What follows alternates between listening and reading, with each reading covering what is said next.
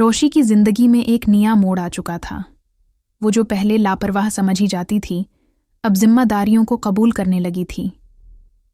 वो अपने वालिद से आफस की ब्रीफिंग लेने के बाद पुराइतमाद थी कि अगले दिन अपनी सलाहियतों का लोहा मनवा लेगी।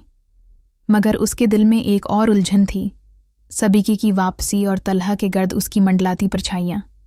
वो जानती थी कि सबीके की मौजूदगी सिर्फ इत्तेफाकिया नहीं, बल्कि वो किसी बड़े मकसद के तहत लौटी है। अगली सुबह आफस में रोशी और सबीका की एक बार फिर मुलाकात होती है।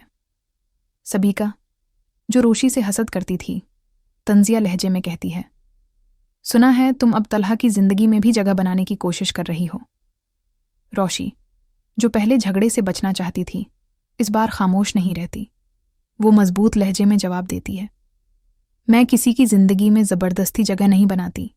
अगर किसी की मौजूदगी किसी को परेशान कर रही है तो इसमें मेरा कसूर नहीं। सबीका के चेहरे पर एक लम्हे के लिए हैरानी छा जाती है, मगर वो जल्द ही खुद पर काबू पाकर कहती है, देखते हैं कि कब तक तुम यहाँ ठहरती हो। रोशी उलझन में पड़ जाती है। उसे लगता है कि सबीका के इरादे नेक नहीं और वो तलहा के करीब आने की कोई चाल चल रही है। तलहा के दिल में भी कशमकश थी। वो जानता था कि सबीका की वापसी कोई आम इत्तेफाक नहीं, बल्कि किसी नए तूफान का पेश खैमा हो सकती है। शाम को जब रोशी आफस से निकलती है तो तलहा उसे पार्किंग में रोक लेता है। रोशी, क्या तुम वाकई मेरे बारे में फिक्रमंद हो? वो पूछता है, जैसे किसी तस्दीक का तलबगार हो।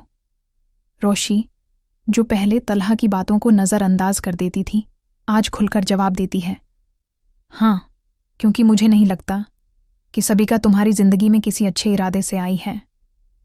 तलहा हैरान होता है, मगर वो खामोश रहता है। वो बस इतना कहता है, वक्त आने दो, सब कुछ वाज़ेह हो जाएगा। रात को रोशी और मईद तलहा के वालिद की सालिगिरह के लिए सरप्राइज तैयार कर रहे होते हैं। मईद, जो हमेशा रोशी के साथ खुश रहता था, आज किसी बात पर परेशान दिखाई देता है। मईद, सब ठीक है? रोशी नरमी से पूछती है। मईद एक लम्हे के लिए खामोश रहता है, फिर धीरे से कहता है, क्या तुम हमेशा मेरे साथ रहोगी या किसी दिन तुम भी मुझे छोड़ दोगी? रोशी मुस्कुराकर जवाब देती है, मईद, मैं हमेशा तुम्हारी दोस्त रहूंगी, चाहे कुछ भी हो। अगली सुबह आफिस में सबीका तलहा के केबिन में दाखिल होती है और एक बिजनेस प्रपोजल पेश करती है। अगर तुम वाकई एक कामयाब बिजनेसमैन बनना चाहते हो तो यह प्रोजेक्ट हमारे लिए बहुत फ़ायदेमंद हो सकता है, वो मुस्कुराते हुए कहती है। तलहा फाइल को देखता है, लेकिन उसके चेहरे पर उलझन के आसार होते हैं। वो जानता था कि सबीका के इरादे सिर्फ बिजनेस तक महदूद नहीं थे। दूसरी तरफ रोशी दरवाजे के पास खड़ी सब कुछ सुन रही होती है। वो समझ जाती है कि सबीका किसी न किसी तरीके से तलहा को अपनी तरफ लाने की कोशिश कर रही है। रात को तलहा के वालिद की सालगिरह की तकरीब में सब जमा होते हैं। मईद और रोशी सरप्राइज का इंतज़ाम करते हैं और जैसे ही तलहा के वालिद केक काटते हैं, सब खुश हो जाते हैं। मगर इसी लम्हे सबीका भी तकरीब में पहुंच जाती है और वो कुछ ऐसा ऐलान करती है जिससे सब हैरान रह जाते हैं।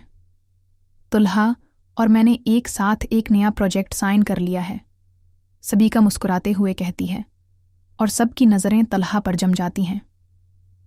रोशी, जो पहले ही सबीका की नीयत को लेकर शक में थी, अब और ज़्यादा परेशान हो जाती है। वो जानती थी कि ये प्रोजेक्ट महज एक बहाना है, असल खेल कुछ और है। ड्रामों की दुनिया में नया रंग, नया अंदाज। देखें बेहतरीन कहानियाँ, शानदार परफॉर्मेंस और दिलचस्प मोड़ सिर्फ हीरी ड्रामा टीवी पर।